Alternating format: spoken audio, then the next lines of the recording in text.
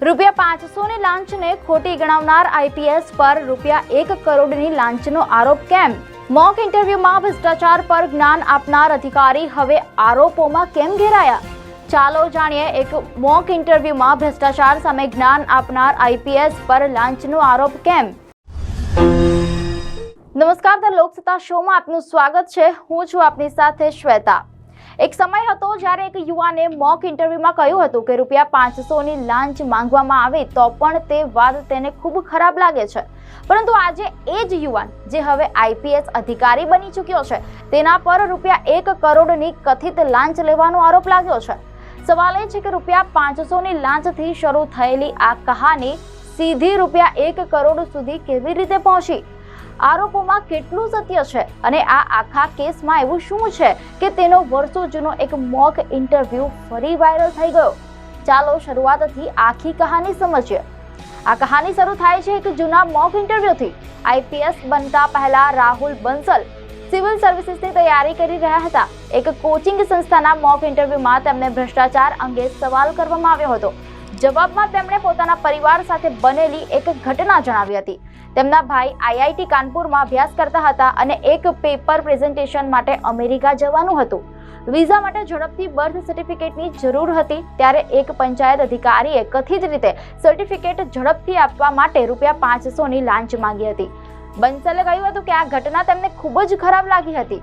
તેમણે પોલીસિંગ અને પબ્લિક એડમિનિસ્ટ્રેશનમાં સુધારાની પણ વાત કરી હતી. એ સમયે કદાચ કોઈને ખબર નહોતી કે આ જ વિડીયો વર્ષો બાદ ફરી વાયરલ થશે. મીડિયા અહેવાલ અનુસાર રાહુલ બંસલ 2022 બેચના છત્તીસગઢ કેડરના આઈપીએસ અધિકારી છે. આઈપીએસ બનતા પહેલા તેઓ ઇન્કમ ટેક્સ ઇન્સ્પેક્ટર તરીકે કામ કરતા હતા. ત્યારબાદ તેમની પ્રથમ ફિલ્ડ પોસ્ટિંગ છત્તીસગઢના સરગુજા જિલ્લામાં સિટી સુપ્રિન્ટેન્ડન્ટ ઓફ પોલીસ તરીકે થઈ. પરંતુ હવે તેમની સામે એક ગંભીર ફરિયાદ સામે આવી છે. અહેવાલ મુજબ ફરિયાદમાં આરોપ છે કે સાયબર ફ્રોડના એક કેસને ઉકેલવા માટે ₹1 કરોડની કથિત લાંચ માંગવામાં આવી હતી.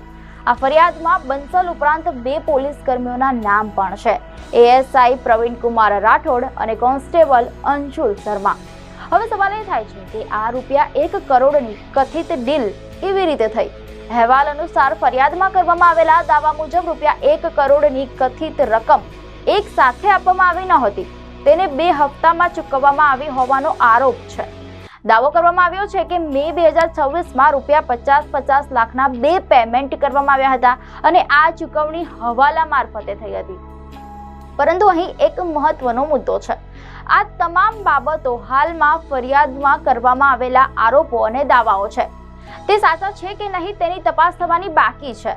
અને આ તપાસમાં સૌથી મહત્વપૂર્ણ બની શકે છે કથિત ડિજિટલ પુરાવા.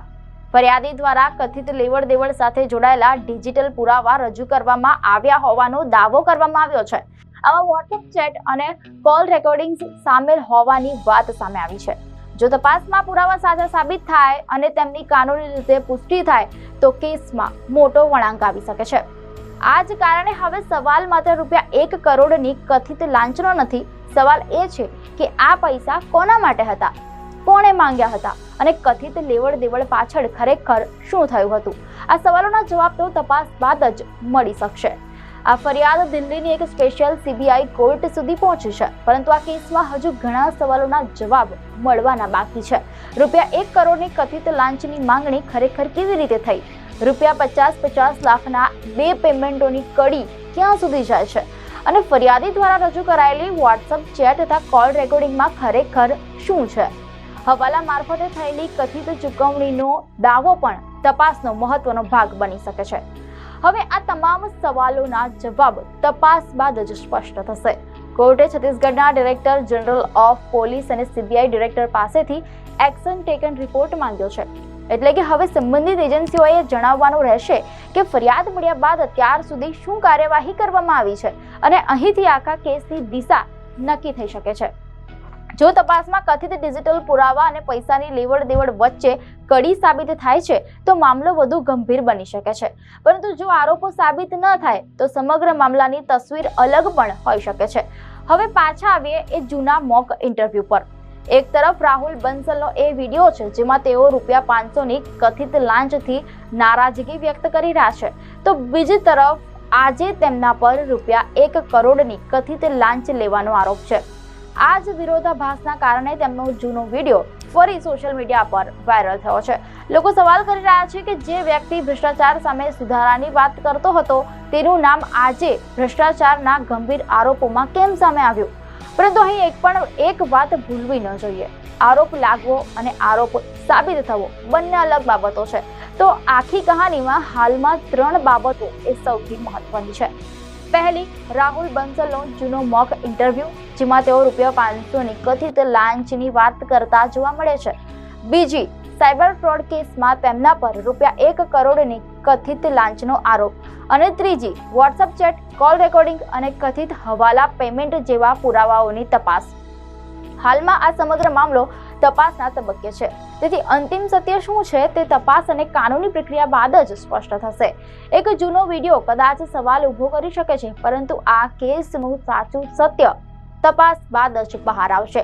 દર્શક મિત્રો, આપને માહિતી સારી લાગી હોય તો વિડીયોને લાઇક અને શેર કરજો, ચેનલને સબસ્ક્રાઇબ કરજો.